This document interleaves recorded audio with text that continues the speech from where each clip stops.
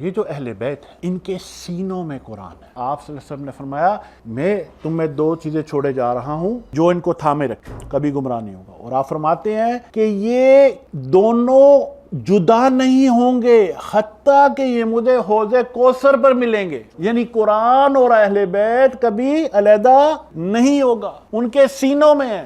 صحابہ کے سینے میں قرآن تھا. سیدنا ابو بکر صدیق کے زمانے میں جمع کیا گیا اس کو, یعنی کہ یہ مختلف نسخے تھے, کوئی کسی نے لکھا ہوا ہے, کوئی کسی نے لکھا ہوا ہے, جس نے سنا اس نے کبھی چمڑے پر لکھ لیا, جہاں بھی جو چیز ملی اس پر کپڑے پر لکھ لیا. تو وہ نسخے جو ہے وہ جمع کیے گئے, پرزرو کیے گئے, کیونکہ بہت سے حفاظ تھے وہ شہید ہو گئے تھے. تو سیدنا عمر فاروق نے سیدنا ابو بکر صدیق سے عرض کی کہ یا امیر المومنین کہ ہم یہ جمع کر لیتے ہیں. تو آپ نے فرمایا عمر یہ تو بدعت ہے. تو سیدنا عمر فاروق نے فرمایا نہیں یا امیر المومنین یہ تقاضا ہے, لازمی ہے. پھر مشاورت کی گئی جس کے بعد اس کو اکٹھا کیا گیا. پھر سیدنا عثمان کے زمانے میں جا کے بیسیکلی اس کو کتاب کی شکل دی گئی.